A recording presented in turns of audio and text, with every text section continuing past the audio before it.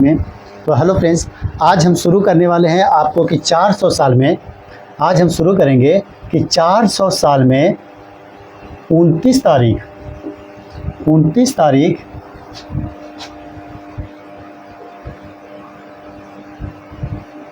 कितने बार आती है। ठीक है, क्या शुरू करेंगे कि 400 साल में 29 तारीख कितने बार आती है। एक बात जान लीजिए आप लोग सभी कोई कि हम आप सभी को बता दिए थे कि 100 साल में 29 तारीख जो है वो हमारा कितने बार आते हैं, 1124 बार।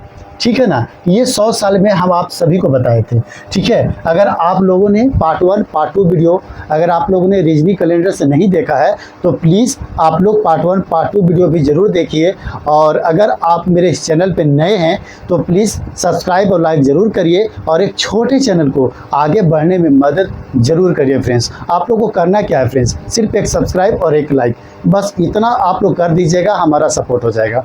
ठीक है ना फ्रेंड्स, तो चलिए हम टॉपिक की ओर बढ़ते हैं और बताते हैं आपको। ठीक है, कंटिन्यू हम बता रहे कॉम्पिटिटिव से आप लोग को कंटिन्यू वीडियो आते रहेंगे फ्रेंड्स। तो ये चैनल ऐसा नहीं है कि आप लोग के लिए हेल्पफुल नहीं है, आप लोग के लिए ये चैनल बिल्कुल ही हेल्पफुल है। तो प्लीज़ आप हमें सपोर्ट ज़रूर करिएगा।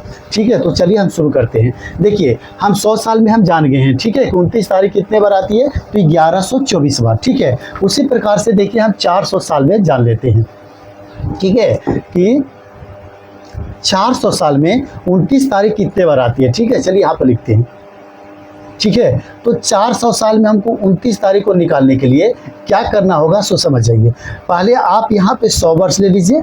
ठीक है, उसके बाद आप ले लीजिए 200 वर्ष और उसके बाद ले लीजिए 300 वर्ष। ठीक है, उसके बाद ही ना आप चौथा वर्ष में पहुंचिएगा। फ्रेंड्स, बताइए गलत बोल रहे या सही बता रहे। अगर मेरा वीडियो बताए हुआ अगर कंसेप्ट आप लोग को सही लगता है तो प्लीज़ हमें सपोर्ट जरूर करिएगा और आप देखते रहिएगा कि मेरा कंसेप्ट सही है या गलत है। ठीक है ना फ्रेंड्स, तो आप लोगों को कंसेप्ट हम 100% देंगे और ऐसा देंगे कि आपको एग्जाम में 100% पूछे जाएंगे और 100% श्योर आपको एग्जाम से हेल्पफुल रहेगा। तो देखिए, आप लोग को यहाँ 400 साल पूछ रहा है तो 100 वर्ष, 2 वर्ष, 300 वर्ष और ये चौथा 400 वर्ष हो गया।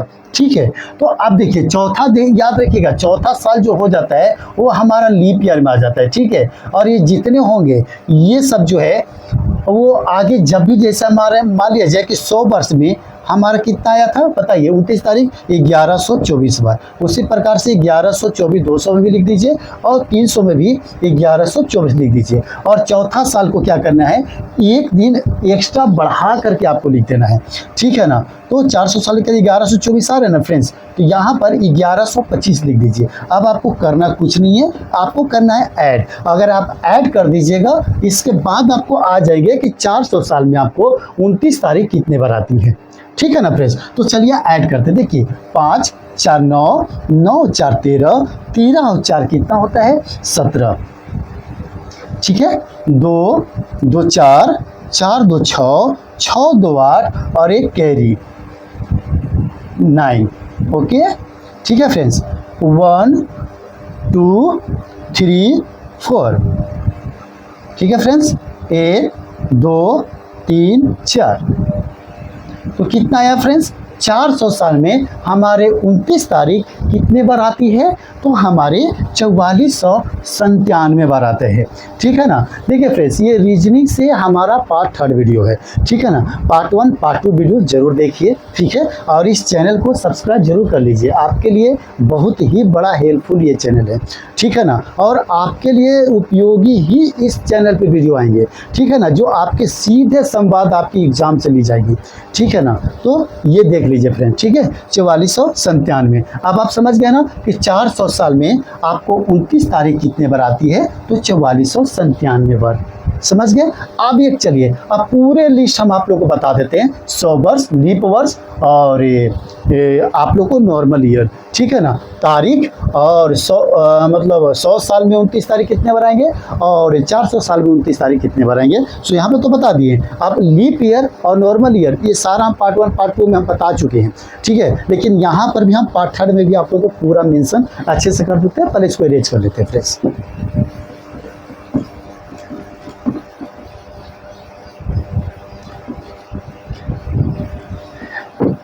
आप लोग को फ्रेंड्स इस वीडियो पे बहुत ही महत्वपूर्ण टॉपिक आते रहेंगे। ठीक है, तो सब्सक्राइब करना बिल्कुल ना भूलिएगा। चलिए हम बताएंगे 100 वर्ष में, और यहाँ पर लिख दीजिए 400 वर्ष। ठीक है, अब 100 वर्ष में हमको क्या निकालना सीखना है, 29 फरवरी या लीप वर्ष। ठीक है, यहां पर रख दीजिए। ठीक है, या फिर 29 फरवरी तारीख। ठीक है, तो याद रखिए 100 साल में हमारे 29 फरवरी या लीप वर्ष कितने आएंगे, 24 आएंगे। ठीक है, और 100 और 400 साल में हमारे 29 फरवरी या लीप वर्ष हमारे कितने आते हैं, 97। ठीक है ना। उसके बाद 29 फरवरी तारीख बता रहा है।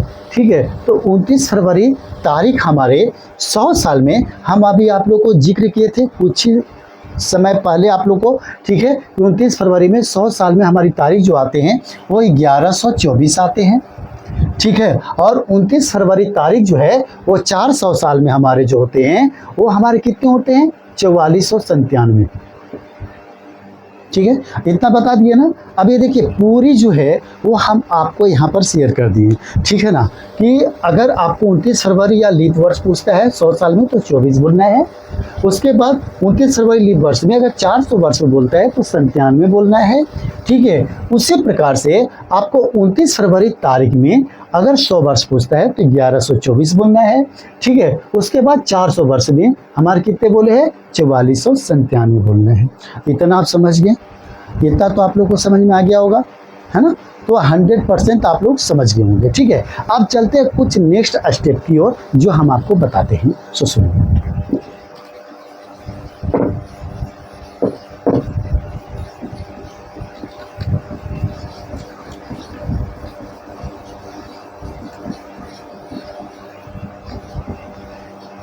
अब जो इसके बाद हम पढ़ेंगे वो आपको ऑड डेज के बारे में बताएंगे। ठीक है, ऑड डेज। अब इसको ऑड डेज के बारे में आप समझिए। ठीक है ना, ऑड डेज हमारा क्या है, देखिए अगर आप किसी भी संख्या से आप डिवाइड करते हैं, ठीक है, और डिवाइड देने के बाद जो आपके रिमाइंडर आते हैं वो हमारे ऑड डेज होते हैं। ठीक है ना, समझ गए आप लोग। ऑड डेज हमारे क्या हैं, जो डिवाइड देने के बाद जो हमारे रिमाइंडर आते हैं, ठीक है, वो हमारे क्या होते हैं, उसको हम ऑड डेज बोलते हैं। समझ गए। जैसे इसको हमको सॉल्व करने के लिए क्या करना होगा कि कुल दिनों की संख्या बटा हमको क्या करना होगा, 7 से डिवाइड देने होंगे। ठीक है, तब हमारा कुल दिनों की संख्या निकल कर आ जाएंगे। जैसे कि हमारे फॉर एग्जाम्पल